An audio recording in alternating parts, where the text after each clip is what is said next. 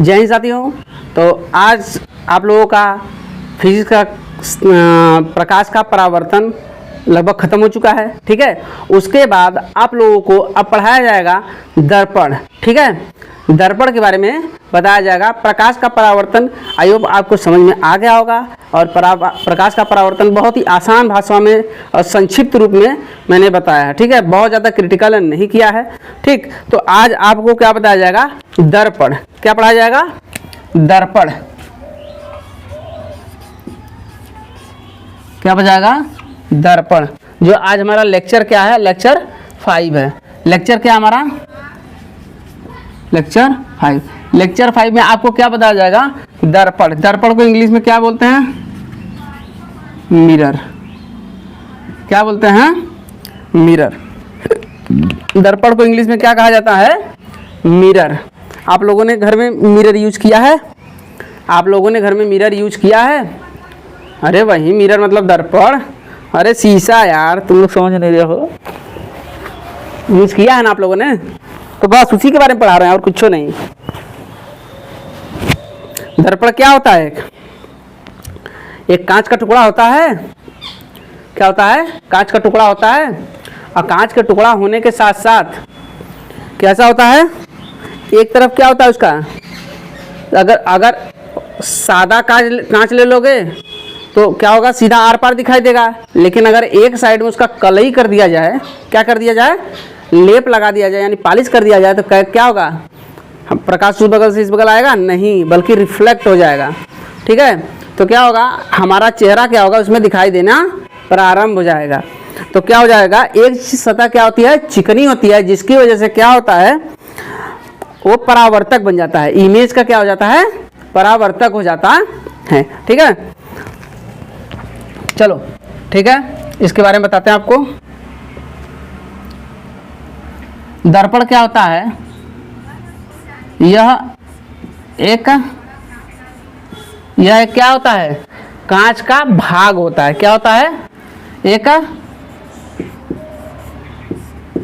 कांच का भाग होता है। क्या होता है? कांच का भाग होता है। ठीक है, जिसमें भाग होता है, जिसमें क्या होता है? इसका एक सतह क्या होता है? एक सतह क्या होता है? एक सतह देखा जाए तो एक सतह इसका चिकना होता है। कैसा होता है? चिकना या चिकनी कह लो। कैसी होती है? चिकनी होती है। और जो दूसरी सतह है, और जो इसका क्या है? दूसरी सतह क्या होता है? दूसरी सतह। जो इसका दूसरा सतह है क्या होता है? परावर्तक होता है। क्या होता है? परावर्तक तथा पॉलिश किया होता है। कैसा होता है? परावर्तक तथा पॉलिश किया हुआ होता है। क्या होता है? पॉलिश किया हुआ होता है। इतनी बात समझ में आई? यह एक क्या होता है? कांच का भाग होता है, और इसका एक सतह क्या होती है? चिकनी होती है, तथा दूसरी सतह क्या होती है? परावर्तक तथा पॉलिश किया हुआ होता है। क्या होता है? परावर्तक तथा पॉलिश किया हुआ होता है। ठीक है, अगर देखा जाए दर्पण के बारे में, जैसे दर्पण के बारे में, तो दर्पण 2 प्रकार का होता है। कितने प्रकार का होता है? ये 2 प्रकार का होता है। अब बहुत से लोगों को बताएंगे तो कहेंगे मुँहमा तो एक शीशवा में देखिला, दूठ कैसे हो जाई। उनको ये नहीं पता होता है कि जिसमें शीशा में मुँहमा देखते हैं वो समतल दर्पण में देखते हैं, गोली दर्पण में नहीं देखते। कभी कभी स्ट्रीट लाइटवा पे जाते हैं, जो बड़ा बड़ा ऐसे लगता है। कहाँ लगता है? तिरवा उरवा पे तो गोला से लगा देंगे, उसमें आपका चेहरा तन्नी बुड़ी का बनेगा। क्या बनेगा? तन्नी बुड़ी बनता है। हाँ, वो कैसा दर्पण होता है? बताना जरा, कमेंट में आप लोग बताना। ठीक है, तो दर्पण कितने प्रकार का होता है? 2 प्रकार का होता है। कौन कौन सा होता है भाई? जल्दी जल्दी बताओ। पहला होता है हमारा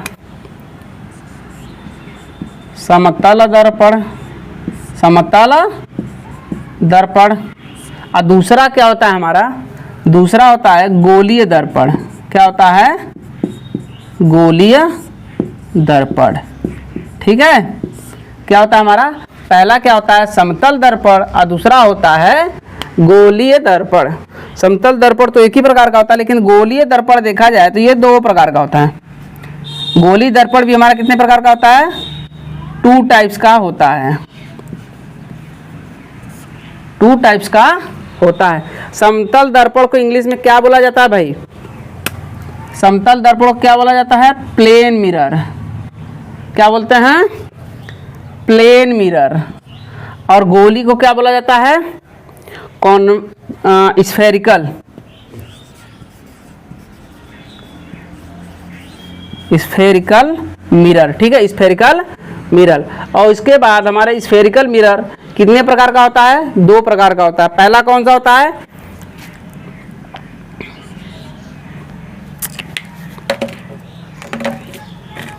पहला क्या होता है भाई, अवतल, लिख लो अवतल, उत्तल दर्पण। दूसरा क्या होता है, अवतल दर्पण। ठीक है, उत्तल दर्पण और अवतल दर्पण, इसको बोलते हैं कॉन्वेक्स, कॉन्वेक्स मिरर, और इसको बोलते हैं कॉनकेव, कॉनकेव मिरर।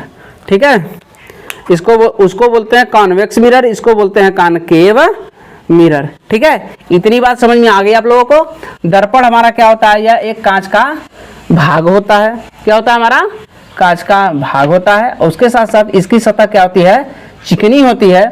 ऊपर से देखो तो पॉलिश चिकना रहता है ना, खुरदुरा रहता है, साफ होगा, चेहरा दिखाई देगा, नहीं दिखाई देगा, यानी चेहरा उबड़ खाबड़ दिखाई देगा। जैसे थरिया उरिया हम देखते हो, नई थरिया आ रहे तो खूबसूरत एकदम दिखाई देगा, एकदम चांद का, क्या बताएं। और दूसरी सतह क्या होती है, परावर्तक तथा पॉलिश किया हुआ होता है। ठीक है, तो अगर देखा जाए दर्पण के प्रकार कितने होते हैं, तो दर्पण के 2 प्रकार होते हैं। समतल दर्पण होता है जिसे प्लेन मिरर कहते हैं, एक गोली दर्पण होता है जिसे स्फेरिकल मिरर कहते हैं। ठीक है, और स्फेरिकल मिरर कितने टाइप्स होते हैं, convex mirror and concave mirrors. There are 2 types of the spherical mirrors, that's are convex mirror and concave mirror. ठीक है, तो आइए चलते हैं, पहला समझ लेते हैं समतल दर्पण। आइए इसके बारे में समझते हैं, क्या होता है हमारा समतल दर्पण।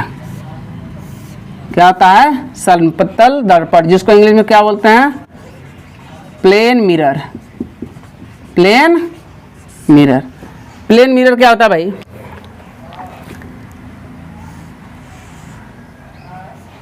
जानते हो प्लेन मिरर क्या होता है, घरवा में यूज किए हो कि नहीं किए हो। हाँ, चेहरा रोज एकदम हीरो की तरह मार के आते हो, तेल पॉलिश एकदम, क्या बताएं तुम लोगों को, एकदम हीरो बन के निकलते हो। और लड़कियों का तो पूछना मत, लड़कियां तो भाई सजना शुरू हो जाएंगी तो बेचारा शीशो शर्मा जाता है, तो क्या चल रहा है हमारा, ये भी रहता है एकदम खुश हो जाता है। हाँ, क्या होता है, खुश हो जाता है। देखो समतल दर्पण की खासियत क्या होती है, समतल दर्पण की खासियत जानो। समतल दर्पण की खासियत, ये देखो समतल दर्पण है। ठीक है, ये क्या हमारा समतल दर्पण है, गलत लिख दे रहे हैं, समतल दर्पण होता है। ये कैसा होता है, इसमें प्रतिबिंब जो बनता है, समतल दर्पण में प्रतिबिंब कैसा बनता है, इसमें प्रतिबिंब कैसा बनेगा भाई, सदैव आभासी। क्या बनेगा, सदैव आभासी बनेगा।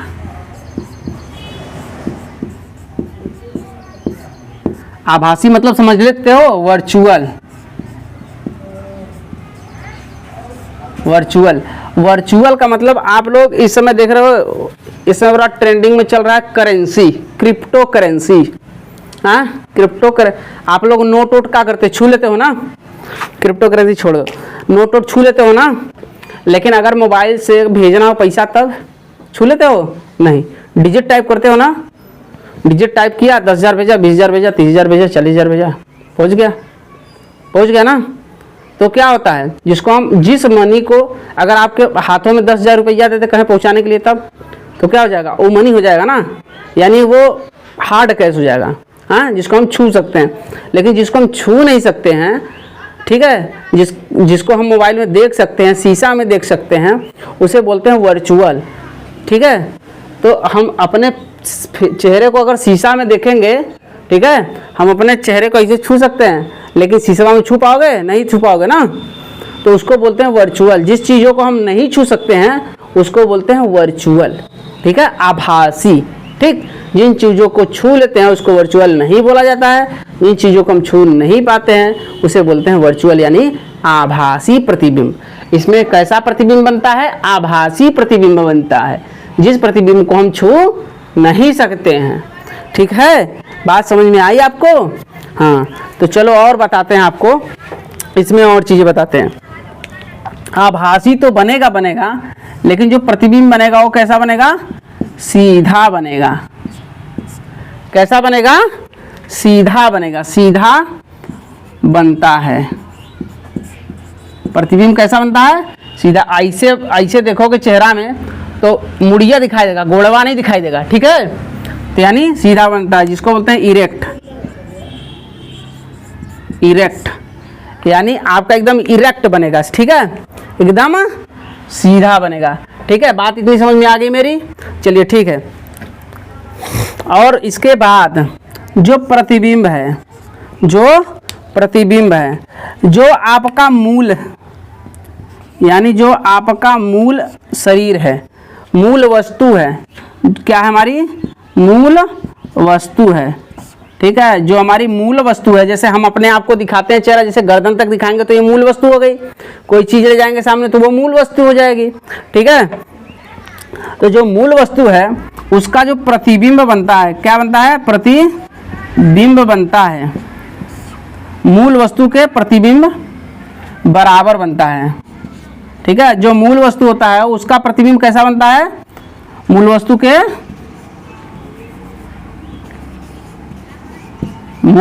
बराबर।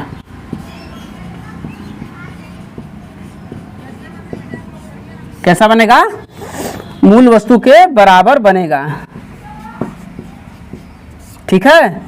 क्या बनेगा?